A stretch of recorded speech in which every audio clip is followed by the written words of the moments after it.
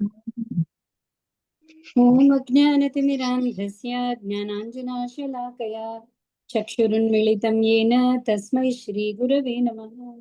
श्रीचैतन्यमनोभीष्टं स्थापितं येन भूतले स्वयं रूपकदा मह्यं ददाति स्वपदान्तिकं। वन्देऽहं श्रीगुरो श्रीयुतपदकमलं श्रीगुरून् वैष्णवांश्च श्रीरूपं साग्रजातं सहगणरघुनाथान्वितं तं सजीवं साद्वैतं सावधूतं परिजनसहितं कृष्णचैतन्यदेवं श्रीराधाकृष्णपादान् सहगणललिता श्रीविशाखान्वितांश्च। हे कृष्ण करुणा सिन्धु दीनबन्धो जगत्पते गोपेश गोपिकान्ता राधाकान्ता नमोऽस्तुते। तप्तकाञ्चन गौराङ्गी राधे वृन्दावनेश्वरी वृषभानुसुते देवी प्रणमामि हरिप्रिये। वाञ्छाकल्पतरुभ्यश्च कृपा सिन्धुभ्य एव च पतितानां पावनेभ्यो वैष्णवेभ्यो नमो नमः। श्रीकृष्ण चैतन्य प्रभु नित्यानंद श्री अद्वैत गदाधर श्रीवासादि गौरभक्तवृन्द। हरे कृष्णा कृष्ण कृष्ण हरे हरे हरे राम राम राम हरे हरे। नमो विष्णुपादाय कृष्णपृष्ठाय भूतले श्रीमते भक्तिवेदांत स्वामिन्निति नामिने। नमस्ते सारस्वते देवे गौरवाणी प्रचारिणे निर्विशेष शून्यवादी पाश्चात्य देशतारिणे। मूकं करोति वाचालं पङ्गुं लङ्घयते गिरिं यत्कृपातमहं वन्दे परमानन्दमाधवं श्रीगुरुं दीनतारिणं कृष्णचैतन्यम् ईश्वरम्। हरे कृष्ण। ॐ नमो भगवते वासुदेवाय। ॐ नमो भगवते वासुदेवाय। ॐ नमो भगवते वासुदेवाय। नारायणं नमस्कृत्य नरं चैव नरोत्तमं देवीं सरस्वतीं व्यासं ततो जयमुदीरयेत्। नष्टप्रायेषु भद्रेषु नित्यं भागवत सेवया भगवत्युत्तमश्लोके भक्तिर्भवति नैष्ठिके। कृष्णाय वासुदेवाय देवकी नन्दनाय च नन्दगोपकुमाराय गोविन्दाय नमो नमः। हरे कृष्ण। మూడవ స్కందం 12వ అధ్యాయం ఈరోజు. బ్రహ్మదేవుడి సృష్టిలో సృష్టి విభాగాలు ఇవాళ చూడబోతున్నాం. విసర్గ. నిన్న భగవంతుడి యొక్క కాలశక్తి, దాని యొక్క విభజన, పరమాణుతాం, అలాగే బ్రహ్మదేవుడి యొక్క ఆయుష్, మిగతా సప్త ఋషుల యొక్క ఆయుష్. సప్త ఋషులు అంటే బ్రహ్మంత ఆయుష్ ఉన్న వాళ్ళ లెక్క అవన్నీ కూడా నేను చూసాను. సో చాలా ఇంట్రెస్టింగ్ చాప్టర్ అండి. 12వ అధ్యాయం కుమారాదుల సృష్టి. మైత్రేయ వాచ. శ్రీ మైత్రేయుడు ఇట్లు పలికెను: ఓ జ్ఞానవంతుడవగు విదుర, భగవానుని కాలరూప మహిమలను నేను ఇంతవరకు నీకు వివరించుతును. ఇక వేద గర్భుడగు బ్రహ్మదేవుడు కావించిన సృష్టిని గూర్చి నా నుండి ఆలకింపను. సో నిన్ను చూసిన కాలశక్తి బ్రహ్మదేవుడి యొక్క సృష్టి కాదు, భగవంతుడి యొక్క శక్తి. సో బ్రహ్మదేవుడిది ఇప్పుడు చెప్తాను నేను అంటున్నాడు. బ్రహ్మదేవుడు తొలుత ఆత్మవంచన, మృత్యు భావన, భంగపాటు పిమ్మటి క్రోధము, మిథ్యా స్వామ్య భావన, భ్రాంతిమయ దేహాత్మ భావన, నిజస్వరూప విస్మృతి వంటి అవిద్యాపూర్వక కలాపములను సృజించను. యాక్చువల్లీ ఫస్టే ఏదో దుఃఖకరమైన పని చేయాలి అంటే కొంచెం బాధగానే ఉంటుంది, కానీ బ్రహ్మదేవుడికి తప్పలేదు. సో ఫస్ట్ అతను ఏం చేశాడు? 5 విషయాలండి. మనం ఇక్కడ శ్లోకం కనుక చూస్తే వెనకల నుంచి వద్దాం. అజ్ఞానాన్ని ఫస్ట్ సృష్టించాడు. అజ్ఞానంలో 5 భాగాలు. ఓకే, అందులో మోహం, మహామోహం. ఫస్ట్ ఏంటి?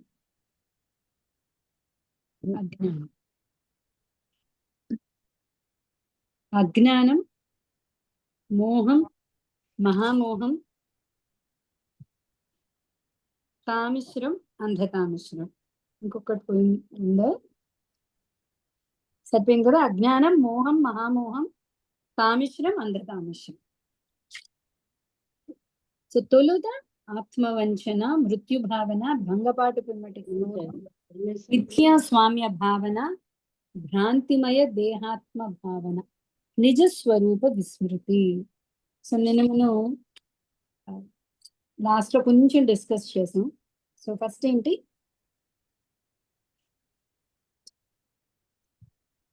అజ్ఞానం, తమః. ఓకే, అజ్ఞానంలో తమః. తమః అంటే ఆత్మజ్ఞాన విషయమున అంధకారం. ఓకేనండి. ఇది ఏంది మొత్తం అజ్ఞానం. ఫస్ట్ అవిద్య. అవిద్య అంటే అజ్ఞానాన్ని సృష్టించాడు. అజ్ఞానానికి 5 భాగాలు. ఓకే, తమః మోహం, మహామోహం, తామిశ్రం, అంధతామిశ్రం. ఇక్కడ తమః అంటే మామూలుగా మన తమో గుణం అంటే ఇగ్నరెన్స్. ఇగ్నరెన్స్ అంటే అజ్ఞానం. అజ్ఞానంలోనే భాగం. ఈ తమః ఏంటి అంటే మన స్వస్వరూపాన్ని మరిచిపోవడం. ఎందుకు ఇలాంటి సృష్టి చేయాల్సి వచ్చింది? అసలు బొమ్మలు ఎందుకు తయారు చేయాలి?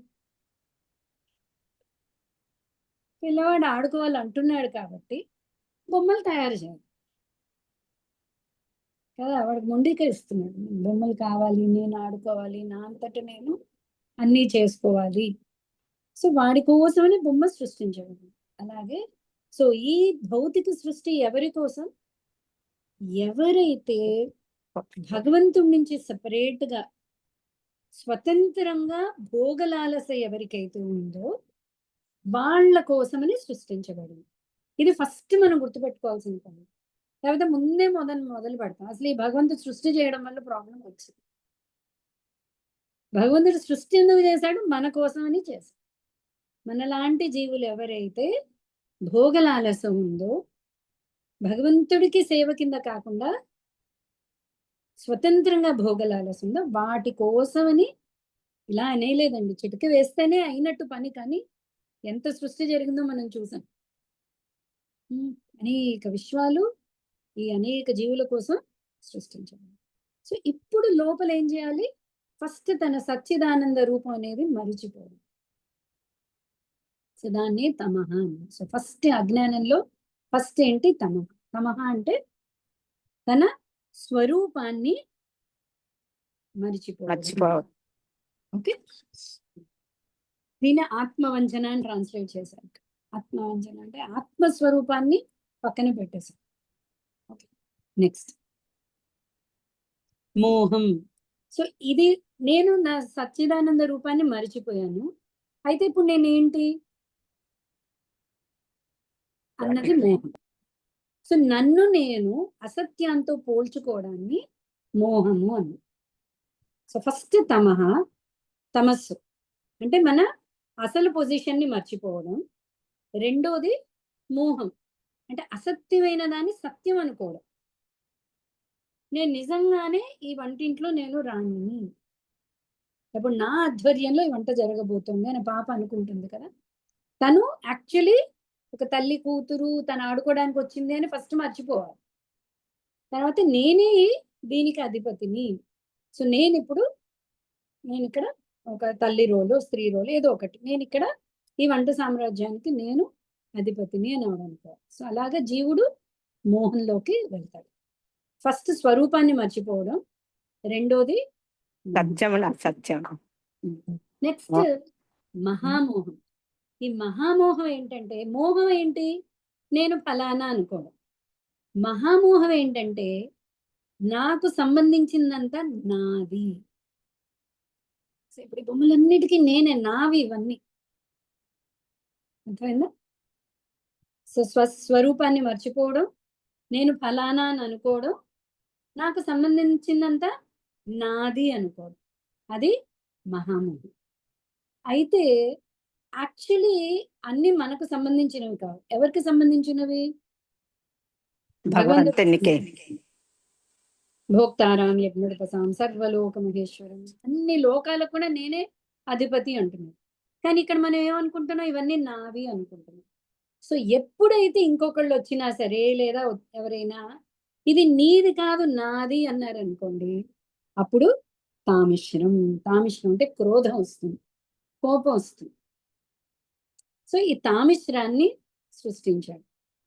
ఎందుకంటే ఇక్కడ అనేక జీవులు ఉన్నారు, అనేక మంది భౌతిక ప్రపంచంలో ఉన్నారు. సో ఎవరికి వాళ్ళు నాది నాది అనుకోవడంలో వస్తుంది. యాక్చువల్లీ అది మన ఎవరిది కూడా కాదు. సో అదే తామిశ్రం. సో ఈ తామిశ్రంలో ఏంటంటే మనది కాదు అని ఎవరన్నా అంటే మనకి కోపం వస్తుంది. కానీ ఫైనల్ గా ఏమవుతుంది, నువ్వు ఒప్పుకున్నా ఒప్పుకోకపోయినా అన్నీ మన దగ్గర నుంచి తీసివేయబడతాయి. అదే అంధతామిశ్రం అంటే మృత్యువు లాంటి మొత్తం తీసుకువేయబడుతుంది. సో ఈ 5 కూడా సృష్టించాడు. అజ్ఞానం సృష్టించాడు. ఈ అజ్ఞానంలో తమస్సు, మోహం, మహామోహం, ఆమోహం, తామిశ్రం, అంధతామిశ్రం, ఈ 5 కూడా బ్రహ్మదేవుడు సృష్టించాడు. ఓకేనా? నెక్స్ట్, అట్టి భ్రమకారక సృష్టిని పాపకర్మగా గాంచి బ్రహ్మదేవుడు తన కర్మ ఎందు మిగుల అసంతుష్టుడయ్యను. అందుచే భగవద్ధ్యానము ద్వారా అతడు తనను పవిత్రుని కావించుకొని పిమ్మట అన్య సృష్టిని ఆరంభించను. అంతే కదా, కొన్నిసార్లు మనం అనుకుంటూ ఉంటాం ఆదిలోనే హంసపాదం. సో ఫస్ట్ ఇలాంటిది సృష్టించాను, ఇదేదో పాపభూరితంగా ఉంది అని కొంచెం అసంతృప్తిని పొందాడు బ్రహ్మదేవుడు. స్టార్టింగ్ అదే సృష్టించడం అయింది. సరే అని చెప్పి మళ్ళీ భగవంతుడి మీద ధ్యానం చేసి మళ్ళీ సృష్టి ప్రారంభించాడు. ఓకే, ఈసారి ఏంటి సృష్టించాడు చూడండి. యాక్చువల్లీ నేను ఇప్పుడు మీకు చెప్పింది రీజన్ అర్థమైంది కదా, ఒక్కసారి భాష్యం చదువుదాం అండి, ఇక్కడ మీకు అర్థమవుతుంది.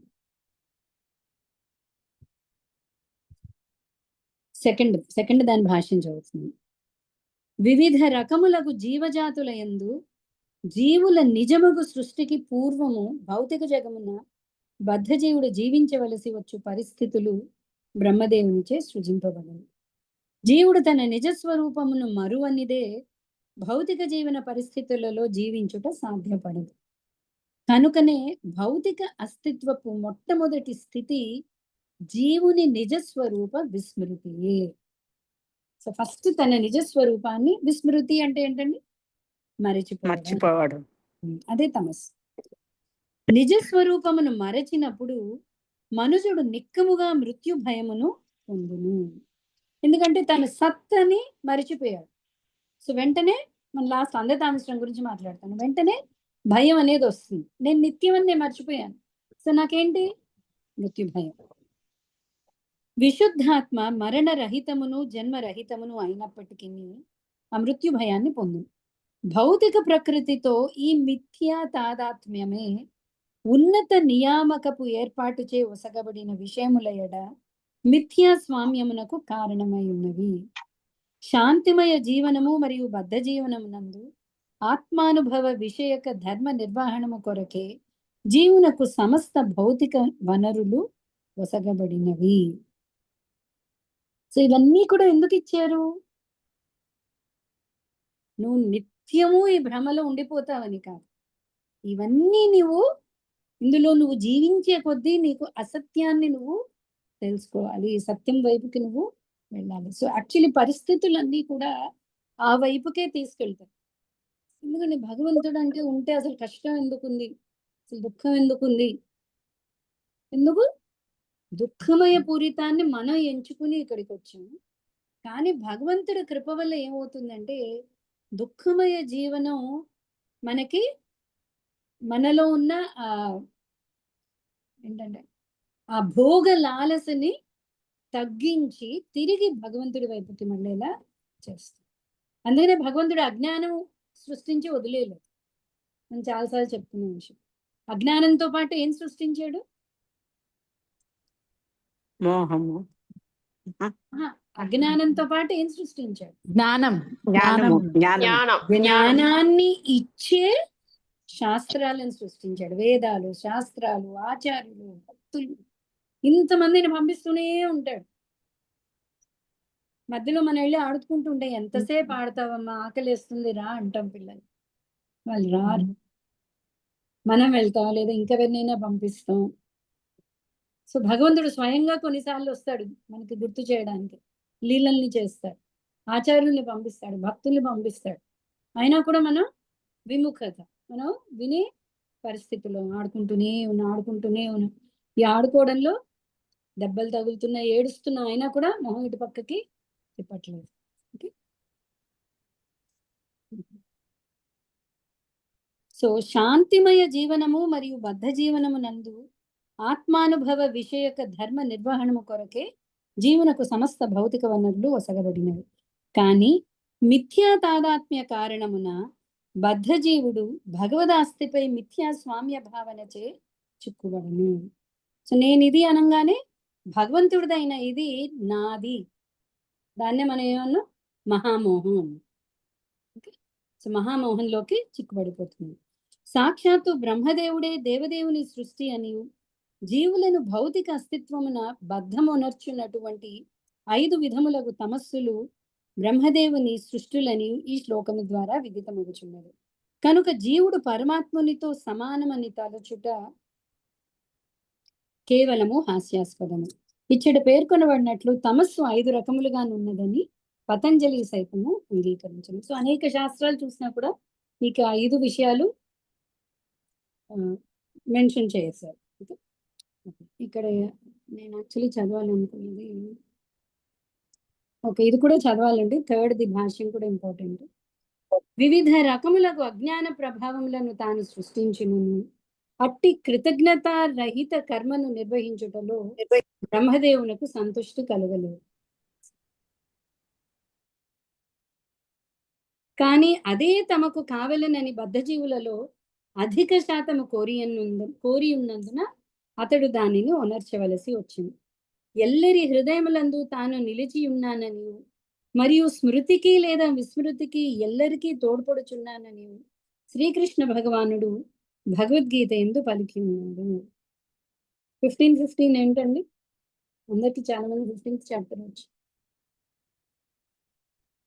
సర్వస్య సాహం నివిష్టో మత్తస్మృతి జ్ఞాన మహోపహనంచ వేదాంత సర్వైరహమేవ వేద్యో మీనింగ్ ఏంటి దానికి? వెరీ గుడ్, యాక్చువల్లీ శ్లోకం కరెక్ట్ గా చెప్పారు.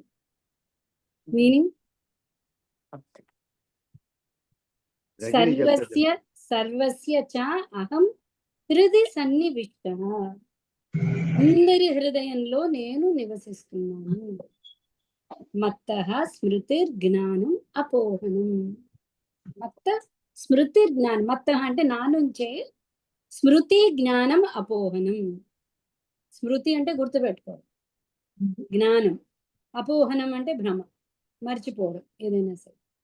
ఇవన్నీ కూడా మత్తః నా నుంచే వస్తున్నాయి. సో ఈ ఫస్ట్ మరపు అనేది యాక్చువల్లీ భగవంతుడి తరఫున బ్రహ్మదేవుడు చేసిన అవిద్యా సృష్టి. ఓకేనా? అయినచో ఎందులకై పరమ కరుణామయుడకు భగవానుడు ఒకరికి స్మృతిని కలిగించుటకు తోడ్పడ వేరొకనికి మరపును కలిగించుననేది ప్రశ్న ఉదయించును. కానీ వాస్తవమునకు అతని కరుణ ఒకని ఏడ పక్షపాత రూపమునను వేరొకని ఏడ శత్రుత్వ రూపమునను ప్రదర్శింపబడపోదు. నిజమేమన భగవదంశగా జీవుడు పాక్షికముగా స్వతంత్రుడై ఉన్నాడు. భగవద్గుణములనన్నింటినీ అతడు పాక్షికముగా కలిగి ఉండటయే అందులకు కారణము. ఏదేని కొంత స్వాతంత్రమును కలిగి ఉన్నవాడు అజ్ఞాన కారణమున కొన్ని సమయములలో దానిని దుర్వినియోగపరచవచ్చును. జీవుడును అదే రీతిగా తన స్వాతంత్రమును దుర్వినియోగపరిచి తమస్సు వైపునకు పతనము చెందినప్పుడు పరమ కరుణామయుడగు భగవానుడు తొలుత అతనిని ఆ బోను నుండి రక్షింప యత్నించును. సో ఫస్ట్ జీవుడికి భోగలాలస రాగానే తీసుకొచ్చి ఇక్కడ పడేయలేదు. కొన్నిసార్లు అనుకుంటుంటా, ఏం చేసుంటాను నేను ఆధ్యాత్మిక ప్రపంచంలో, బహుశా ఓ పండుని చూస్తే నేనే తినాలనుకున్నాను, అంతే అనుకుంటేనే నేను ఇక్కడ వచ్చి పడ్డాను. ఎప్పుడైతే ఆ భోగ ప్రవృత్తి అనేది మొదలవుతుందో భగవంతుడు ఏం చేస్తాడు? ముందు దాన్ని కరెక్ట్ చేయడానికి అనేక విధాలుగా ప్రయత్నిస్తాం. అంతే కదా, పిల్లవాడు ఫస్ట్ ఎదురు చెప్పాడు అనుకోండి, ఎదురు చెప్తే ఇంట్లోంచి బయట పంపించేస్తామా? బుజ్జగిస్తాం, ఇలా కాదు నాన్న, ఇలా వినాలి, ఇలా చేయకూడదు మన, అంటే మనకి సాయశక్తిలో దాన్ని ప్రయత్నిస్తూ ఉంటాం. మరీ మొండికేసి ఇంకా కాదు అన్నప్పుడు ఇంకేం చేస్తాం, అయితే బయటకు వెళ్ళి నేర్చుకునిరా. బయటకు పంపించడంలో ఉద్దేశం ఏంటి, వాడు నేర్చుకుని మళ్ళీ వెనక్కి వస్తాడు, వాడికి అర్థం అవుతుంది. భగవంతుడు కూడా ఏం చేస్తాడు, ఫస్ట్ ప్రొటెక్ట్ చేస్తాడు, ముందు అది కరెక్ట్ చేయడానికి ప్రయత్నిస్తాడు. కానీ మనలాగా కొంతమంది చాలా మొండి వాళ్ళు ఉంటారు. సో అప్పుడు ఏం చేస్తాడు, సరే అయితే ఓకే, అదే ఇక్కడ చెప్తున్నాడు. అందరి ఎడ ఎవరి ఎడ పక్షపాతం ఏం కాదు. కొంతమందికి స్మృతి ఇచ్చి కొంతమందికి విస్మృతి ఎందుకు ఇస్తున్నాడు అంటే పక్షపాతం ఏమీ కాదు. మనకున్న స్వాతంత్రం ఇక్కడ ఎక్స్ప్లెయిన్ చేశారు, మీరు విన్నారా? ఎందుకు వచ్చింది మనకి స్వాతంత్రం? అసలు ఈ స్వాతంత్రం రావడం వల్లే కదా మనం తప్పుగా చూస్ చేసుకున్నాం. ఎందుకు మన కోరికలు అదే మనకి అసలు ఎలా వచ్చింది అసలు మనకి ఫ్రీడమ్ ఎలా వచ్చింది? అజ్ఞానం వల్లే. తప్ప రైట్ అనే ఎంచుకునే ఫ్రీడమ్ మనకి ఎలా వచ్చింది? అదే ఇవ్వకపోయి ఉంటే, భగవంతుడు స్వతంత్రుడు కాబట్టి ఆయన అంశగా మనకు కూడా చిన్న స్వాతంత్రం. అది చాలా ఇంపార్టెంట్, గుర్తుపెట్టుకోండి. భగవంతుడు స్వతంత్రుడు, మన ఎవరు? అతని యొక్క అంశ. అతనికి ఉన్న గుణాలన్నీ మనకున్నాయి, అతనికి స్వాతంత్రం ఉంది కదా. సో మనకు కూడా కొంచెం స్వతంత్రత వచ్చింది. దాంతో కొంతమంది ఏం చేశారు, అజ్ఞానాన్ని చూస్ చేసుకున్నారు, కొంతమంది భగవత్ సేవనే చూస్ చేసుకున్నారు, కొంతమంది అజ్ఞానాన్ని చూస్ చేసుకోవడంతో ఏమైంది, ఇక్కడికి రావాల్సి వచ్చింది. ఓకే, సో ముందు భగవంతుడు ప్రయత్నిస్తాడు. చూడండి, నిజమేమన్నా భగవదంశగా జీవుడు పాక్షికంగా స్వతంత్రుడై ఉన్నాడు. భగవద్గుణములనన్నింటినీ అతడు పాక్షికముగా కలిగి ఉండటే అందులకు కారణం. పాక్షికంగా అంటే కొంచెం, అతను సంపూర్ణం, మనకి పాక్షికంగా గుణాలు ఉన్నాయి. ఓకే, ఏదైనా కొంత స్వాతంత్రమును కలిగి ఉన్నవాడు అజ్ఞాన కారణమున కొన్ని సమయములలో దానిని దుర్వినియోగపరచవచ్చును. దానివల్ల మనం దుర్వినియోగపరచుకోవడం వల్ల మనం ఇవాళ ఈ పరిస్థితిలో ఉన్నాం. ఓకే, భగవానుడు తొలుత అతనిని ఆ బోను నుండి రక్షింప యత్నించును, కానీ జీవుడు నరకమునకు పతనము చెంద పట్టుబట్టినప్పుడు తన నిజ స్వరూపమును మరచుటకు అతనికి భగవానుడు తోడ్పడును. కాదు నేను బోన్లోకి వెళ్ళే తీరుతాను, భౌతికత్వానికి వెళ్ళే తీరుతాను అని మొండితనం వేస్తే, సరే అని చెప్పి, సరే అయితే ముందు నీ నిజస్థితిని మర్చిపో, అదే నువ్వని అనుకో, ఇవన్నీ ఏర్పడ్డాయి. ఓకే, పతనము చెందు జీవుడు అత్యంత నీచ స్థితికి పతనము చెందినట్లుగా అతడు సహాయమును అందించును. తన స్వాతంత్ర్యమును దుర్వినియోగపరచుట ద్వారా తాను సుఖినైతినా అని జీవుడు గాంచెడి అవకాశమును సరుటది కొరకే భగవానుడు ఆ రీతిని ఉండొచ్చును. ఎందుకు భౌతికత్వానికి రాగానే ఇక్కడ మృత్యు భయం ఎందుకు వస్తుంది? భయం రావాలి, ఎందుకంటే ఇది శాశ్వతం కాదు, నీ అసలు స్థితి వేరు. సో ఇది తెలుసుకోవడం కోసం భగవంతుడు ఈ రకంగా పరిస్థితులు కానీ సృష్టిని కానీ చేయడం అనేది జరిగింది. సో భగవంతుడి యొక్క ఉద్దేశం అర్థమైంది కదా. భౌతిక జగమునందు కొట్టుమిట్టాడేడి బద్ధజీవులందరూ తమ స్వాతంత్రమును దుర్వినియోగపరచుచున్నారు, కనుకనే 5 విధములకు అజ్ఞానములు వారికి విధింపబడినవి. బ్రహ్మదేవుడు వానినన్నింటినీ అవసరార్థమే సృజించెను గాని ఆ రీతి నొనరించుటలో ఆనందము నందలేదు. సో ఇవన్నీ అవసరం కాబట్టి ఇవన్నీ సృష్టించాడు, కానీ అతనికి వీటి వల్ల ఆనందం రాలేదు బ్రహ్మదేవుడికి. ఓకే, ఎవరైనా తన నిజస్థితి నుండి పతనము చెందుటను గాంచుటకు భగవద్భక్తుడు సహజముగా ఇష్టపడకపోవటయే అందులకు కారణం. ఆత్మానుభవ పథమును లెక్కజేయని వారలు తమ ఇష్టములను పూర్ణముగా నిర్వహించుట కొరకై భగవాని నుండి అన్ని సౌకర్యములను పొందుదు. ఆ కార్యమున బ్రహ్మదేవుడు నిశ్చయముగా తోడ్పడింది.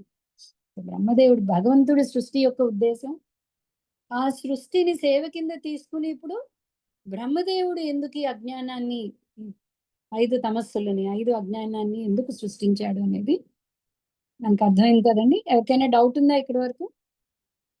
అసలు ఎందుకు వచ్చింది ఈ పరిస్థితులు, ఎందుకు వచ్చాయి, ఇవన్నీ క్లియర్ గానే ఉందా? ఓకే. మాతాజీ ఇప్పుడు ఇది వింటుంటే మనం అంత మొండిగా వచ్చామా మాతాజీ అప్పుడు? అంతే మరి కదా? ఆ? అంత ముండా వచ్చి కూడా ఇక్కడ అతుక్కుపోయాం. అనాది కాలం నుంచి ఇక్కడే ఉన్నాం. అంటే ఎంత మొండితనం ఉందో చూడండి. అదే, అంత మొండిగా ఉన్నామా? ఇంకా ఏకంగా ఏంటంటారు, ఫెవికాల్, నాకు అంతకంటే పెద్ద పేరు తెలియదు, అది వేసి కూర్చున్నాం అతికించుకుని భౌతిక ప్రపంచాన్ని. మొండి రాను దాకా రాను. ఓకే, అందుకని అనేక జన్మలు, అసలు ద్వాపరయుగం స్వయంగా కృష్ణ భగవానుడు వచ్చాడు, ఆయన కూడా పట్టించుకోలేదు. హరే కృష్ణ అనిత కూటస్థ మండూకం అంటాళ్ళ అలానే కూర్చున్నాము అతుకొని. నాది నాది నాది అంటా కూర్చున్నాము. కూటస్థ మండూకం అంటే బావిలో కప్ప, బావిలో కప్ప మీరు చెప్తోంది. మండూకం అంటే మండూకమే. ఓకే, బావిలో కప్ప ఏంటి అంటే ఇదే ప్రపంచం అనుకుంటాం. ఓకే, సో మనం మనం అంతే కదా ఇదే ఇంకా. అనుకుంటాం. మనకి అంతే కదా, ఇదే ఇదే ప్రపంచమే సత్యం, కదా. ఇదే సత్యం, ఇదే సత్యం అనుకుంటున్నాం. సో కదలట్లేదు ఇక్కడి నుంచి. అయినా కూడా పాపం భగవంతుడు వదిలిపెట్టట్లేదు. ఏదో రకంగా భగవద్గీత మనలోకి వెళ్ళి పంపించేలాగా, ఓకే, కొంచెం సుముఖత చూపిస్తే చాలు వాళ్ళకి జ్ఞానం. ఎందుకు? హృదయ సన్నివిష్ట, అందుకనే చెప్తున్నాను, నేను అందరి హృదయంలో ఉన్నాను, వాళ్ళకి తోడుగా వస్తాడు పాపం. మనం ఒప్పుకోవట్లేదు పంపించేశాను కదా అని కాదు, తోడుగా పరమాత్మ కింద ప్రతి జీవుడికి తోడు కింద వస్తున్నాడు. అయినా కూడా మనం మొండితనం చూపిస్తున్నాం. సో తర్వాత ఏం చేశాడు, ఇది ఆనందాన్ని కలిగించలేదు కాబట్టి బ్రహ్మదేవుడు మళ్ళీ ధ్యానం చేసి మళ్ళీ సృష్టిని మొదలెట్టాడు. తొలుత బ్రహ్మదేవుడు సనకుడు, సనందనుడు, సనాతనుడు, సనత్ కుమారుడు అనడి నామములు కలిగిన 4 మునులను సృజించాడు. ఊర్ధ్వరేతస్కులై పరమోన్నతులైన కారణమున వారందరూ కామ్యకర్మలను చేపట్ట విముఖులై ఉండిరి. ఏంటి? సో నెక్స్ట్ ఏం చేశాడు, సెకండ్ టైం ఈ సనక సనందాదులు 4 సృష్టించాడు. వాళ్ళు ఊర్ధ్వరేతసులు అంటే కఠిన బ్రహ్మచర్య దీక్షలో ఉన్నవాళ్ళు. ఓకే, సో వాళ్ళని సృష్టించాడు. పుత్రులను సృజించిన పిమ్మట బ్రహ్మదేవుడు వారితో, ప్రియ తనయులారా, ఇప్పుడు ప్రజా సృష్టి కావింపుడు అని పలికిను.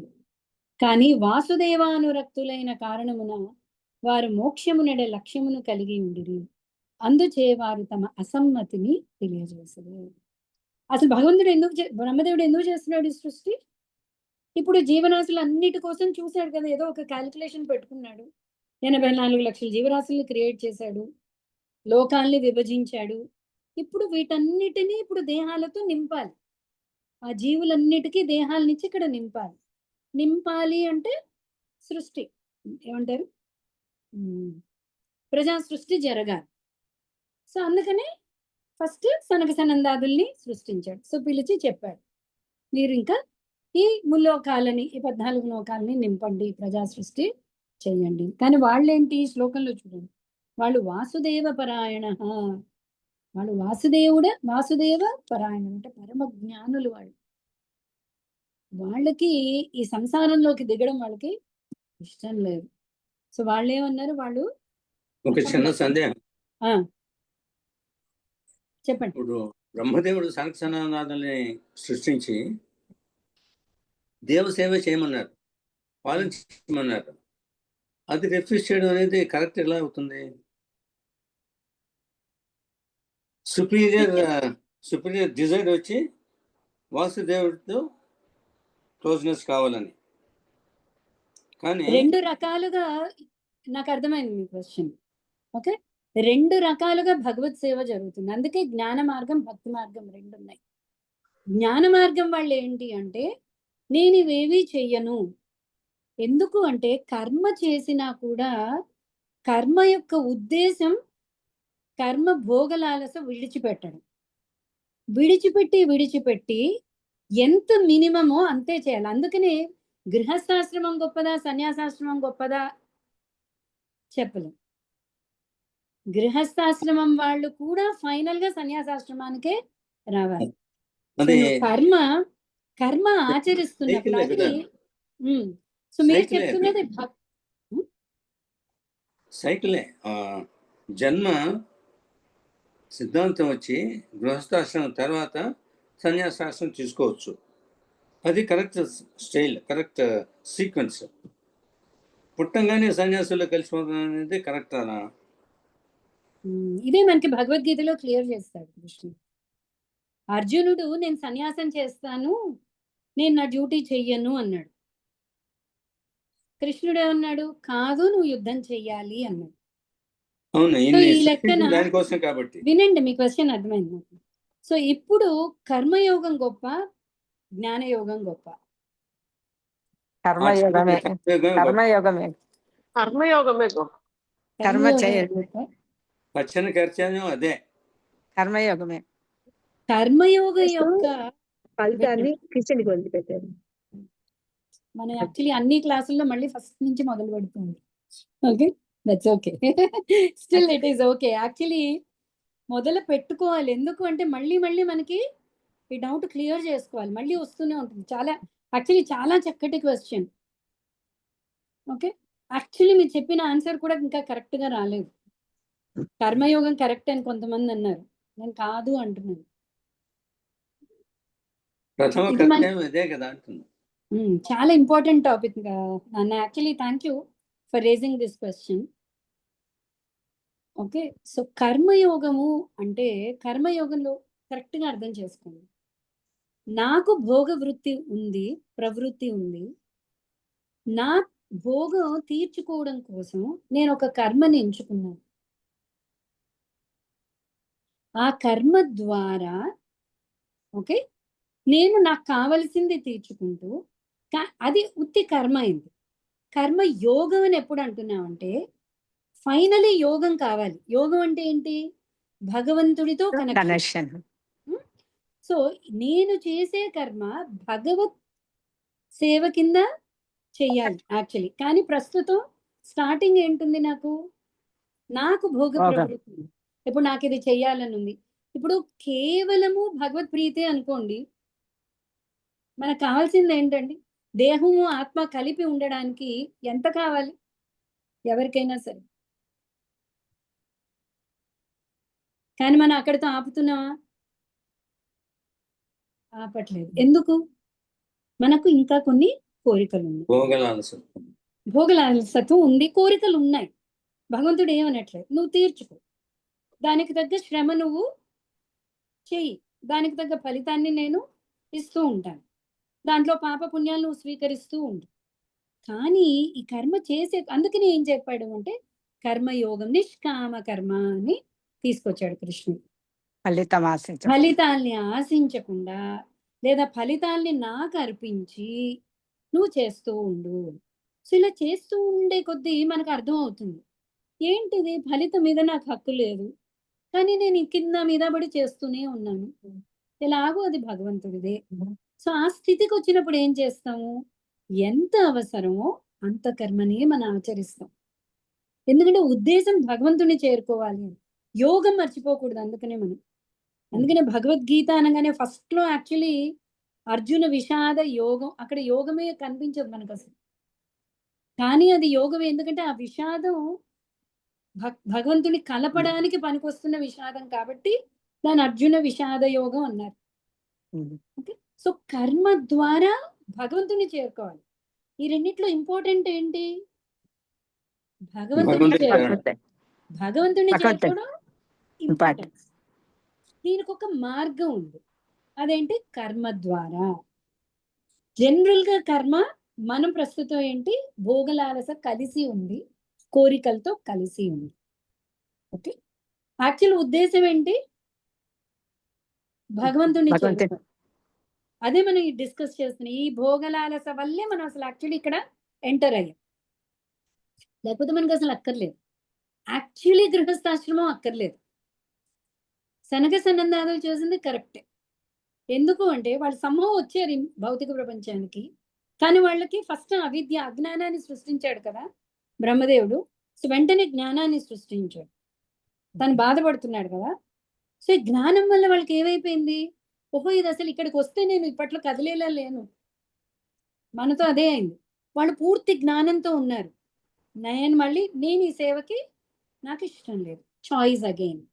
ప్రతి ఒక్కళ్ళకి ఫ్రీ విల్, స్వాతంత్రం ఉంచింది. మనం అదే కదా అనుకున్నాం. ఇప్పుడు భగవంతుడికి పూర్తి స్వాతంత్రం ఉంది, అందులో కొంచెం స్వాతంత్రం మనకు వచ్చింది.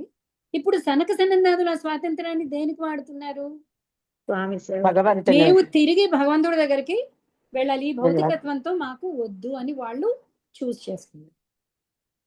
ఓకే, నెక్స్ట్ ఇంకా జరుగుతుంది మన వద్దాం. తర్వాత మనువులు వస్తారు, ప్రజాపతులు వస్తారు, వాళ్ళందరూ కూడా చేస్తుంది భగవత్ సేవ. ఇప్పుడు మీరు కరెక్ట్ గా అడిగారు. Actually I'm happy with the question. So వాళ్ళు ఏం చూస్ చేసుకున్నారు? అయితే గృహస్థాశ్రమం ద్వారా లేదా ప్రజా సృష్టి చేయడం ద్వారా మేము భగవత్ ప్రీతి చేస్తాము. సో కర్మయోగానికి భక్తి యోగానికి తేడా ఏంటి? కర్మయోగంలో మనకు కావాల్సిన కర్మ చేసి ఫలితాల్ని భగవంతుడికి ఇస్తున్నాం. భక్తి యోగంలో భగవంతుడికి కావాల్సిందే చేస్తున్నాం. తేడా అర్థమైందా? రెండు గొప్ప. ఏది ఏది ఏది కరెక్ట్? రెండు భగవంతుడి దగ్గరికి చేరుస్తాయి. అయితే మనం భక్తి యోగం టాప్ మోస్ట్ అని ఎందుకు అన్నాము అంటే, భక్తి యోగం అన్నిటికంటే సులభమైనది. అన్నిటికంటే అంటే ఇప్పుడు వంట వండడం కంటే భక్తి యోగం ఈజీయా? కాదు. అన్ని యోగాలలో జ్ఞాన భక్తి యోగం. యోగం ధ్యాన యోగం కంటే భక్తి యోగం సులభం. కొంతమంది జ్ఞాన యోగం ఎంచుకుంటారు. జ్ఞాన యోగంలో ఇదే సనక సనందాదులు, వీళ్ళు యాక్చువల్లీ జ్ఞానానికి ప్రతీక. సో జ్ఞాన యోగంలో భక్తులు ఏం చూస్ చేసుకుంటారు అంటే, ఎక్కడ భౌతికత్వంతో అటాచ్మెంట్ వద్దు, మాకు కళ్ళ గంతలు కట్టేసుకొని ఇలా వెళ్తుంది గుర్రం, మాకొద్దు, నాకొద్దు ఈ అటాచ్మెంట్. నేను ఎలాగో ఒక అజ్ఞానం వల్ల నేను ఇక్కడికి వచ్చాను, నేను ఇప్పుడు భగవంతుని, నాకు మళ్ళీ ఇది ఈ కూపంలోకి నన్ను నేను ఉంచుకోవద్దు. సో వాళ్ళు జ్ఞాన మార్గాన్ని ఎంచుకున్నారు. కానీ జ్ఞాన మార్గం చాలా కష్టం. జ్ఞాన మార్గానికి ఎగ్జాంపుల్ ఏంటండి? మీకు గుర్తుందా? కర్మ చేయాల్సిన పని లేదు మేడం వాళ్ళు జ్ఞాన మార్గంలో. వేణుగుల్మ నివానలహ అన్న జ్ఞాన మార్గంలో ఏమవుతుంది అంటే, మొత్తం మన కోరికలన్నీ భస్మం అయిపోతాయి. కానీ వర్షం పడితే మళ్ళీ చిగురించే ఛాన్స్ ఉంది. మనసులో కోరిక ఉండిపోతుంది. లోపల ఇంకా రూట్ ఒకవేళ ఉండిపోతే ఉంటే అది మళ్ళీ అది మళ్ళీ చిగురిస్తారు. పరిస్థితులు కనుక వస్తే మళ్ళీ దాని వైపుకు వెళ్ళే ఛాన్స్ ఉంది. ఇప్పుడు అర్జునుడు వెళ్ళి తపస్సు చేసుకోవచ్చు, యుద్ధం కంటే యాక్చువల్లీ అది బెటరే. అఫ్ కోర్స్ చాలా మొత్తం అందుకనే భగవద్గీత వచ్చింది మనకి 700 శ్లోకాలు. కానీ అర్జునుడు వెళ్ళి తపస్సు చేసుకుంటున్నాడు అనుకోండి, కళ్ళే ఏదో తనొక్కడే ఉండట్లేదు ఈ విశ్వంలో, అది మనం అర్థం చేసుకోవాలి. చుట్టూ అనేక మంది అనేక పరిస్థితులు జరుగుతున్నాయి. ఎవరో ఒకడు అన్యాయంగా ఇంకొకడిని హింసిస్తున్నాడు. కళ్ళు మూసుకుని తపస్సు చేసుకోగలడా అర్జునుడు? క్షత్రియ రక్తం పొంగుతోంది లోపల, ఇంకా ఆ బీజం ఉంది. అర్థమైందా? సో ఏం చేస్తాడు? ఇంతవరకు ముక్కు మూసుకొని చేసిన ధ్యానాన్ని పక్కన పెట్టి వెళ్ళి ఆ అన్యాయాన్ని ఎదుర్కొంటాడు. సో జ్ఞానయోగం అందరికీ సాధ్యం కాదు. మనం కర్మ చేసినా కూడా తిరిగి, అందుకనే గృహస్థాశ్రమం తర్వాత వానప్రస్థం ఎందుకు పెట్టారు? సన్యాసం ఎందుకు చెప్పారు? ఎందుకు అంటే ఫైనలీ నువ్వు ఈ భోగలాలస్ నుంచి బయటకు రావాలి. భోగం ఇప్పుడు యాడ్ అయ్యి ఉంది, గృహస్థ జీవనాన్ని స్వీకరించు, కానీ అందులోంచి మెల్లగా వానప్రస్థానికి వచ్చేయాలి. వానప్రస్థం అంటే ఏంటి? దొరికింది తినడం, ఎంత కర్మ అవసరమో అంతే చేయడం, ఇది వానప్రస్థం. దాంతో మనకి కర్మ నుంచి డిటాచ్మెంట్ రాదు. మీరు ఇందాక అన్నారు సన్యాసం స్వీకరించచ్చు అని. కాదు, సన్యాసం స్వీకరించాలి. గృహస్థాశ్రమం వానప్రస్థం అయ్యాక సన్యాసం స్వీకరించాలి. కానీ కృష్ణుడు ఏం చెప్తున్నాడు? నువ్వు రెడీ కాదు అన్నప్పుడు సన్యాసం స్వీకరించు. దానికంటే గృహస్థాశ్రమంలోనే ఉండి నువ్వు నీ కర్తవ్యాన్ని కరెక్ట్ గా చేస్తూ, నిష్కామంగా చేస్తూ నా వైపుకి మొగ్గు చూపించు. భక్తి యోగంలో రెండు ఒకటే, కర్మ చేసినా ఒకటే, చేయకపోయినా ఒకటే. ఎందుకు అంటే భక్తి యోగం ఏంటి? భగవంతుడికి ఏది కావాలో అది చేస్తాం. ఆంజనేయ స్వామి లంక దహించాలంటే దహించేస్తాడు. భగవత్ సేవ. మీకు అర్థమైందా? Is it okay? సో ఇక్కడ కుమారులు ఏం చూస్ చేసుకున్నారు? మేము ఇక్కడ ఇరుక్కుపోదలుచుకోలేదు, మేము జ్ఞాన మార్గాన్ని ఎంచుకున్నాం, మేము వాసుదేవ పరాయణులం, మేము వాసుదేవుడి యందు ధ్యానమే, మాకు మనసు ఇక్కడ లేదు, మేము ప్రజా సృష్టి చేయలేము. సో వాళ్ళు అటు వెళ్ళిపోయారు. ఓకే, మనకి ఇదే టాపిక్ మళ్ళీ దక్ష ప్రజాపతి దగ్గర మళ్ళీ ఇంకా డీటెయిల్డ్ గా మనం చర్చించుకుంటాం. దక్ష ప్రజాపతి చేస్తున్నప్పుడు ఇదే సంకటం వస్తుంది. ఓకేనా? ఇంతకుముందు ఆల్రెడీ భాగవతం క్లాస్ విన్న వాళ్ళకి ఈ సిచ్యువేషన్ తెలిసి ఉండొచ్చు. అప్పుడు మళ్ళీ మనం డీటెయిల్ గా డిస్కస్ చేయొచ్చు. ఇప్పటికి ఓకేనా? Is this okay? అది మనకి భక్తి మార్గంలోనే కదా అక్క ప్రేమ అనేది తెలుస్తుంది, మిగతా వేటిల్లో రుచి అది తెలియదు. కరెక్టే. అక్కడ ఏమొచ్చేసిందంటే మళ్ళీ జ్ఞాన మార్గానికి భక్తి మార్గానికి తేడా ఎక్కడ వచ్చింది అంటే, జ్ఞాన మార్గంలో నేను భౌతికత్వం వద్దు అన్న భావనే ఉంది, నేను ఈ భౌతికత్వం నుంచి బయటపడాలి అన్న భావనే ఉంది. భక్తిలో భౌతికత్వంతో నాకు సంబంధం లేదు, నేను భగవద్ భక్తిలోనే ఉండాలి, నేను భగవత్ సేవకుల్లానే ఉండాలి. అది వైకుంఠ అవ్వచ్చు, కుంఠ అవ్వచ్చు, పాతాళ అవ్వచ్చు, ఏదైనా అవ్వచ్చు. అందుకని భక్తి యోగం అన్నిటికంటే టాప్ మోస్ట్. అలాంటి అక్కడ భక్తుడు అది అక్కడ నేను అనేది రావడం లేదు కదా భక్తి అంటే, భగవంతుడికి ఏది ఇష్టమైతే అదే నేను చేస్తాను, నేనేం కోరుకోవడం లేదు, నాకు ముక్తి వద్దు ఏమి వద్దు, భగవంతుడు. కరెక్ట్, అది భక్తి యోగం అయిపోయింది. సో భక్తి యోగంలో నువ్వు ఏ కర్మ చేసినా, అర్జునుడు ఎంతమందిని చంపినా కూడా అతనికి పాపం రాదు. పుణ్యము లేదు. ఎందుకు? భగవంతుడి తరఫున యుద్ధం చేశాడు. సో అది భక్తి యోగం అయింది. ఈ క్వశ్చన్ చాలా ఇంపార్టెంట్. మీకు అర్థమైందా అండి? తేడా అర్థమైందా? సో వీళ్ళు ఏం చేశారు? వీళ్ళు భక్తి జ్ఞాన మార్గాన్ని ఎంచుకున్నారు. ఎవరు? సనక సనందాలు. యాక్చువల్లీ ఈ థర్డ్ క్యాంటో మొత్తం కూడా సనక సనందాదులే. ఇక్కడి నుంచి హీరో వాళ్ళే. ఓకే, తర్వాత వాళ్ళ వైకుంఠం దగ్గరికి వెళ్ళడం, వాళ్ళలో వచ్చిన మార్పు ఏంటి, ప్రస్తుతం ఇంకా పుట్టారు, ఇప్పుడే జ్ఞానంలో ఉన్నారు. వాళ్ళు తర్వాత వైకుంఠుడి దర్శనం అయ్యాక వాళ్ళు భక్తి మార్గంలోకి వస్తారు, ఆ తర్వాత జరుగుతుంది. సో ఫస్ట్ చెప్పండి లలిత గారు. ఇప్పుడు సనక సనందాదులు ఎలాగైతే తొందరగా రియలైజ్ అయిపోయి అటు వెళ్ళారో, ఇప్పుడు కూడా కొంతమంది వెళ్తున్నారు కదా మాతాజీ. ఇప్పుడు మన సత్య చంద్రశేఖర సరస్వతి వీళ్ళు ఎలా వస్తారు మాతాజీ? భక్తి యోగుల, జ్ఞాన యోగుల, వీళ్ళు ఏంటి మాతాజీ? వీళ్ళు జ్ఞాన మార్గాన్ని ఎంచుకున్నారు. అంటే వాళ్ళు జ్ఞాన యోగం అని చెప్తున్నారు వాళ్ళు. జ్ఞాన మార్గాన్ని ఎంచుకున్నారు. అందుకని భక్తి కూడా చేస్తారు కదా మాతాజీ. స్వామికి అభిషేకం, చంద్రమౌళీశ్వరుడికి అవన్నీ చేస్తారు కదా మాతాజీ పీఠంలో. వాళ్ళ దృష్టిలో ఇప్పుడు జ్ఞాన మార్గంలో ఏంటి అంటే, ఈ భక్తి సేవ అంతా కూడా నేను పరబ్రహ్మ స్వరూపాన్ని అని అర్థం చేసుకునేంత వరకు వాళ్ళు సేవ చేస్తూ ఉంటారు. జ్ఞాన మార్గంలో ఏమైపోయింది? ఆత్మ పరమాత్మ ఒక్కడే అనేసారు వాళ్ళు. కానీ ప్రస్తుతం మన దేహంలో ఉన్నాం కాబట్టి, మనం మాయ కంట్రోల్లో ఉన్నాం కాబట్టి వాళ్ళు ఏమంటారంటే భగవంతుడు నిరాకారుడు. సో భగవంతుడికి ఒక ఆకారం ఇచ్చి భగవంతుడికి సేవ చేస్తూ నన్ను నేను శుద్ధిపరుచుకుంటూ నేను కూడా పరబ్రహ్మ తత్వాన్ని పొందుతాను, లేదా పరబ్రహ్మంలో ఐక్యమైపోతాను, చిన్న జ్యోతి వెళ్ళి పెద్ద జ్యోతిలో కలిసిపోతాను. సో ఈ కలిసిపోవడానికి కావలసిన జ్ఞానానికి కావలసిన పూజలు వ్రతాలు అన్ని వాళ్ళు చేస్తారు, విగ్రహారాధన. సో అక్కడ అంటే జ్ఞాన మార్గం చాలా కష్టం. ఇప్పుడు చెప్తున్నాడు భగవద్గీతలో, క్లేశోధిక తరస్తేషాం అవ్యక్తాసక్త చేతసాం అవ్యక్తా హి గతి దుఃఖం దేహవద్భిరవాక్యతే. క్లేశాలు అధిక మార్గంలో. అందుకనే యాక్చువల్లీ వీళ్ళందరూ చాలా మహానుభావులు, చిన్న ఏజ్ లో సన్యాసం స్వీకరించిన వాళ్ళు.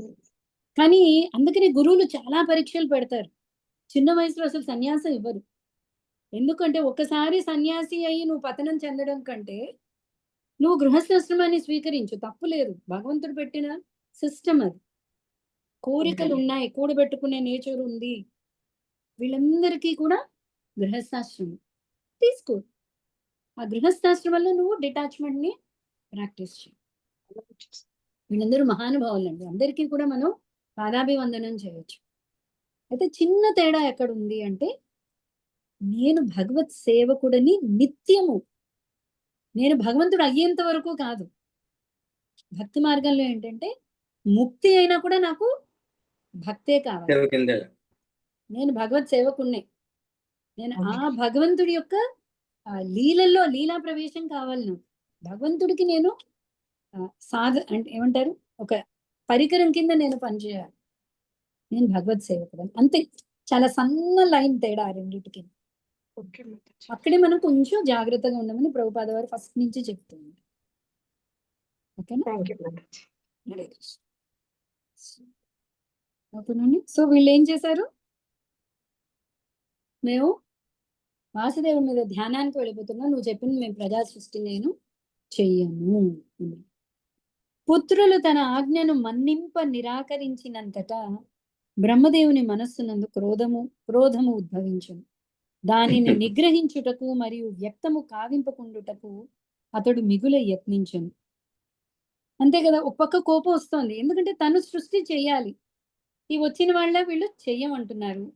తిట్టడానికి లేదు, ఎందుకంటే వాళ్ళు చాలా హయ్యర్ జ్ఞానం మాట్లాడుతున్నారు, వాళ్ళని ఏమీ అనలేడు. సో కోపం వచ్చింది, దాన్ని అణుచుకుంటున్నాడు బ్రహ్మదేవుడు. ఓకే, తన క్రోధమును అతడు అణచ యత్నించినను అది భృకుటి నుండి వ్యక్తమై వెంటనే నీలలోహితుడగు ఒక బాలుడు ఉద్భవించను. ఆ క్రోధం అనగానే ఏమంటారు, కనుబొమ్మలు ముడుస్తాం కదా, సో ఆ భృకుటి ముడి నుంచి ఒక బాలుడు బయటకు వచ్చాడు, నీల రంగులో ఉన్నాడు. ఆ బాలుడు తన జన్మ పిమ్మట, ఓ విధాత జగద్గురు, నా నామమును స్థానమును చెప్పుము అనుచు రోధింపనారంభించును.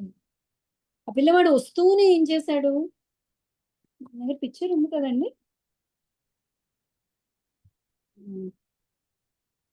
సరే ఒక్క నిమిషం.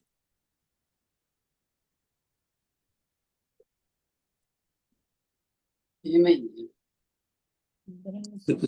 పిక్చర్ చూపిస్తుంది.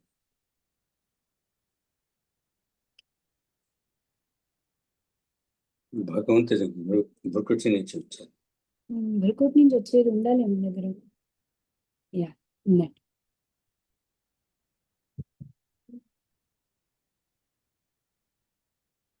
ఉంది మాతాజీ, ఫస్ట్ లోనే ఉంది. కనిపిస్తుంది. బ్రహ్మదేవుని కోపకారణం భృకుటి నుండి నీలలోహితుడు బాలుడు ఒకడు బయటకు వచ్చాను. ఆ బుక్ లో ఉందా? బుక్ లోనే ఉందా? ఈ బుక్ లోనే ఉంది మాతాజీ, స్టార్టింగ్ లో ఉంది మాతాజీ. బుక్స్ ఉన్న వాళ్ళు చూడండి, మిగతా వాళ్ళకి నేను ఇక్కడ షేర్ చేస్తాను.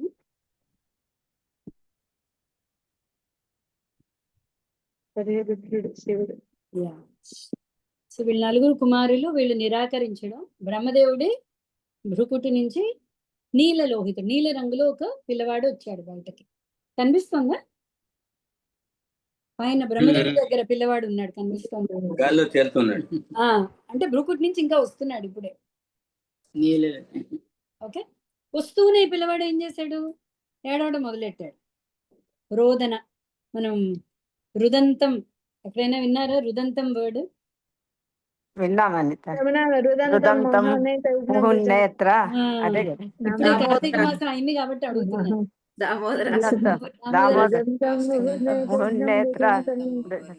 రుదంతం అంటే ఏడుస్తూ ఉన్నాడు కృష్ణుడు, ఏడుస్తూ కళ్ళు నలుపుకుంటున్నాడు. ఓకే, అలాగా రోదన, రోదిస్తూ వస్తున్నాడు. ఎవరు నేను ఎక్కడ ఉండాలి, నాకు ప్లేస్, నాకు పేరేంటి అని తీవ్రంగా అడుగుతున్నాడు. పద్మభవుడైన పరమశక్తిమంతుడకు బ్రహ్మదేవుడు ఆ బాలుని అభ్యర్థనను అంగీకరించి మృదు వచనములతో అతనిని అనునయించుచు, రోధింపకము, నీవు కోరినట్లుగా నేను ఉనర్చగలను అని పలికెను. తదనంతరము బ్రహ్మదేవుడు ఇట్లు పలికెను, ఓ సురశ్రేష్ఠ, కడు ఉద్వేగంతో రోధించితివి కావున జనులందరి చేతను నీవు రుద్ర నామమున పిలువబడదు. ఇంతగా ఇంత తీవ్రంగా నీ యొక్క ఉద్దేశం గురించి అడుగుతున్నావు కాబట్టి నీకు రుద్రుడు అనే పేరుని నేను ఇస్తున్నాను అంటున్నాడు. ఓకే, బాలక, ఇప్పుడు నేను ఎక్కడ ఉండాలి అని అడుగుతున్నాడు కదా పిల్లవాడు.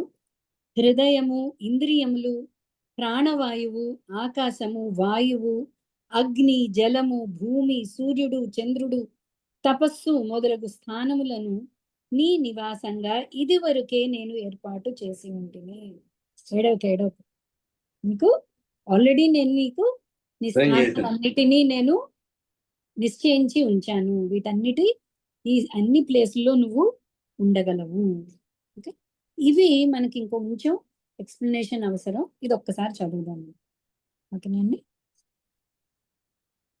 భక్తి వేదాంత స్వామి శ్రీల ప్రభుపాద్ కీ జై. బ్రహ్మదేవుని భృకుటి నుండి అతని క్రోధ ఫలముగా రుద్రుని జననము కొద్దిగా తమోగుణ స్పర్శ కలిగి ఉన్న రజోగుణము నుండి కలిగినట్టుది, మిగుల ప్రధానమైనది. ఎందుకంటే రుద్రుడు రావడం బ్రహ్మదేవుడి కోపం నుంచి వచ్చాడు. ఓకే, భగవద్గీత 3.37 యందు రుద్రుని తత్వము వర్ణితమైనది. క్రోధం అనున్నది 3.37 ఏంటంటే ఎవరికేం తెలుసా? కామ ఏష క్రోధ ఏష రజోగుణ సముద్భవ మహాశనో మహాపద్మ విత్తేన మిహ వైరిణం. ఓకే, క్రోధం అనున్నది కామము యొక్క ఫలితము. కామ ఏష క్రోధ ఏష రజోగుణ సముద్రం, రజోగుణంతో కూడుకొని ఉన్నది ఆ క్రోధం. ఓకే, సో ఈ క్రోధం నుంచి వచ్చాడు. అది బద్ధ జీవునకు జయింపరాని శత్రువై ఉన్నది. మహాశనో మహాపాప్మ విధ్యేనం ఇహ వైరిణం. వైరిణం అంటే అది మహాశత్రు.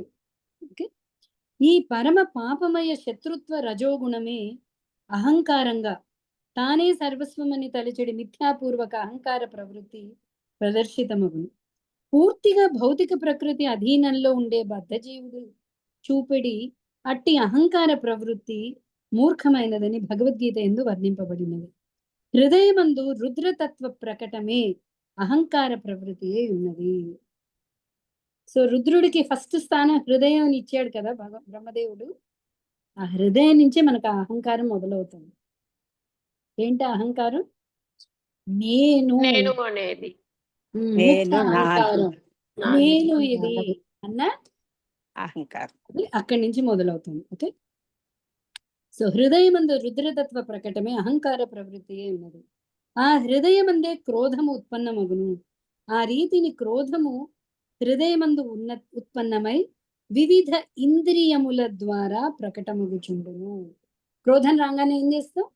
మన ఇంద్రియాల ద్వారా అది కళ్ళు ఎర్రబడతాయి, లేదా చేయెత్తి కొడతాం ఎవరిని. ఓకే, సో ఇవన్నీ కూడా ఇంద్రియాల ద్వారా ప్రకటితం అవుతుంది. సో ఇంద్రియాల్లో రుద్రుడికి ఉన్న రుద్రతత్వం అది చెప్తున్నారు ఇక్కడ. 11 ప్లేస్లు ఇచ్చాడు కదా. 11 1 2 3 4 5 6 7 8 9 10 11 స్థానాలు ఇచ్చాడు రుద్రుడికి. ఆ రుద్రతత్వం, కోపంలో వచ్చిన రుద్రతత్వం గురించి మాట్లాడుతున్నాం మనం. ఓకే, సో అవి ఇంద్రియాల ద్వారా బయటకు వస్తుంది. ఆ రీతిని క్రోధము హృదయం వివిధ ఇంద్రియముల ద్వారా ప్రకటమగుచుండు. మనుజుడు క్రోధగ్రస్తుడైనప్పుడు ఆ క్రోధమును ఎర్రని కళ్ళతోనూ కొన్ని మార్లు పిడికిలి బిగింపులతోనూ లేదా కాళ్లతో తన్నుట ద్వారాను ప్రదర్శించును. రుద్రతత్వము యొక్క ఈ ప్రదర్శనము ఆ ప్రదేశములందు రుద్రుని ఉనికికి నిదర్శనమై ఉన్నది. కోపమునందు మనుజుడు వేగముగా శ్వాస తీయును. అంటేనా ఇప్పుడు పంచభూతాల్లో కూడా రుద్రస్థానం ఉంది. సో కోపం వచ్చినప్పుడు అంటే అన్ని కోపం నుంచి వచ్చాయి, అందుకే అది మనం గుర్తించాలి.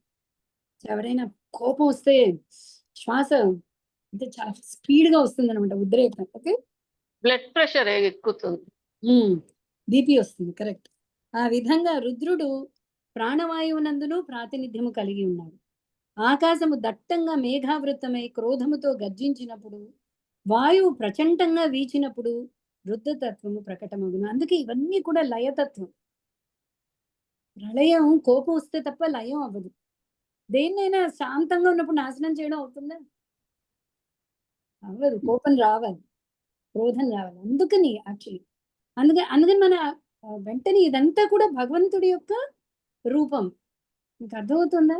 మొత్తం భగవంతుడి యొక్క శక్తి. మనం ఇక్కడ ఏం చేస్తున్నాం? సృష్టి ఆరంభం చూస్తున్నాం. అంటే సృష్టిలో ఇవన్నీ కూడా ఏర్పాటు చేస్తే మనం ఇక్కడ అనాదిగా ఉంటూ ఇదే సత్యం అనుకుంటున్నాం, కానీ ఇంత ఏర్పాటు చేయబడింది. ఓకేనా? అది గుర్తించాను. ప్రకృతి గర్జించడం, మేఘాలు గర్జిస్తే భయం వస్తుంది ఒకసారి మనకి. ఎందుకు? ఇది లయతత్వం, యాక్చువల్లీ క్రోధం నుంచి వచ్చింది. ఓకే, అంతేగాక వాయువుచే సముద్ర జలము కుపితమైనప్పుడు అది రుద్రుని విషాద రూపమును ప్రకటించును. అది సామాన్యునికి మిగుల భీతిని కలిగించు. అగ్ని చెలరేగినప్పుడును మనము రుద్రుని సన్నిధిని అనుభూతమనర్చుకొనగలము. భూమి అంతయు జలమైనప్పుడు అదీను రుద్రుని ప్రాతినిధ్యమేనని మనము అవగతము చేసుకునగలము. సో లయం ఏదైనా కూడా ఈ రుద్రతత్వం మనకు అక్కడ అర్థం అవ్వాలి. ఓకే, ఎల్లప్పుడూ రుద్రతత్వమును ప్రదర్శించు మధ్యలోక జీవజాలములు పెక్కుగలవు. పాము, పెద్ద పులి, సింహము అనునవి సర్వదా రుద్రుని ప్రాతినిధ్యములే. కొన్ని మార్లు సూర్యుని అధిక ఉష్ణము కారణమున వడదెబ్బ కలుగుచుండు. చంద్రునిచే కలిగినట్టి తీవ్ర చలి కారణమున ఎండిపోవుట కలుగుచుండును. వీటితో పాటు తపోశక్తి సంపన్నులైన పలువురు ఋషులు కలరు. అటువంటి యోగులు, తత్వవేత్తలు, త్యాగులు రుద్రతత్వములైన క్రోధము, రజోగుణముల ప్రభావమున తమ ఆర్జిత శక్తిని కొన్ని మార్లు ప్రదర్శించుచుందురు. అంతేకా అది విశ్వామిత్రుడు, భృగు మహర్షి, దూర్వాసుడు అసలు డైరెక్ట్ శివాంశ. ఆ కోపం, ఆ రుద్రతత్వం, ఓకే, ఆ క్రోధం, అది మనకి. సో ఇలా మనం అన్ని 11 చూసేసాం. ఇక్కడ వాళ్ళందరూ తపశ్శక్తి, కానీ ఆ తపశ్శక్తితో వాళ్ళకి ఏమొస్తుంది? క్రోధం వస్తుంది. ఎందుకంటే ఆ తపస్సులో కూడా రుద్రతత్వం ఉంది కాబట్టి. ఓకే, గొప్ప యోగి అగు దుర్వాసుడు ఈ రుద్రతత్వ ప్రభావముననే అంబరీష మహారాజుతో కయ్యమునకు కాలుదువును. బ్రాహ్మణ బాలుడు ఒకడు రుద్రతత్వమును ప్రదర్శించుచు పరీక్షిన్ మహారాజును శపించును. శ్రీకృష్ణ భగవానుని భక్తియుత సేవయందు నెలకొన్నని వారలు అట్టి రుద్రతత్వమును ప్రదర్శించినప్పుడు తమ అత్యున్నత స్థానము నుండి పతనము చెందగలరు. ఈ విషయం ఈ క్రింది విధంగా ధృవపరుపబడినది. నిరాకారవాది యొక్క అత్యంత శోచనీయముగు పతనము తాను భగవానునితో ఏకమనడి అతని మిథ్యాపూర్ణమును అర్థరహితమును అగు వాదము కారణముననే కలుగుచున్నది. మిథ్యా అహంకారం ఇదంతా కూడా రుద్ర తత్వం. ఈ 11 ప్లేస్లు నీకు పెట్టాను అని చెప్తున్నాడు బ్రహ్మదేవుడు. ఓకే, బ్రహ్మదేవుడు పలికను, ప్రియ బాలక రుద్ర, మన్యువు, మనువు, మహినసుడు, మహాత్ముడు, శివుడు, వృతధ్వజుడు, ఉగ్రరేతస్కుడు, భవుడు, కాలుడు, వామదేవుడు, ధృతవ్రతుడు అనడి ఇతర 11 నామములు నీకు కలవు. 11 ప్లేస్లు ఇచ్చాడు, ఇంకో 11 పేర్లు ఇచ్చాడు. ఓ రుద్ర, రుద్రాణులుగా పిలువబడు 11 మంది భార్యలు నీకు కలరు. ధీ, ధృతి, రసల, ఉమా, నియుత్తు, సర్పి, ఇలా, అంబిక, ఇరావతి, స్వధ, దీక్ష అనునవి వారి నామములు. ఇప్పుడు బాలక, నీకు ఒసగబడి నీ నామములను, స్థానములను మరియు భార్యలను నీవిప్పుడు స్వీకరించు. ప్రజాపతులలో ఒకడవైనందున నీవు విస్తారముగా ప్రజోత్పత్తి కాగలుగును. ఇవన్నీ ఎందుకు ఇచ్చాను నేను? ఇప్పుడు నువ్వు ప్రజా సృష్టి చెయ్యి. మన బ్రహ్మదేవుడి పని అది కదా. సో రుద్రుడు వచ్చాడు, అడుగుతున్నాడు, సరే నీకు ఇన్ని పేర్లు ఉన్నాయి, ఇన్ని రుద్రాణులు ఉన్నారు, ఇన్ని స్థలాలు ఉన్నాయి, ఇప్పుడు ఇవన్నీ ఉపయోగించి నువ్వు ప్రజా సృష్టిని చేయి. ఓకే, సో ఇక్కడితో ఆపుదామండి. ఈ శివుడు చేసిన సృష్టి ఏంటి, ఓకే, తర్వాత బ్రహ్మ సృష్టి ఎలా కంటిన్యూ అయింది అన్నది మనం రేపు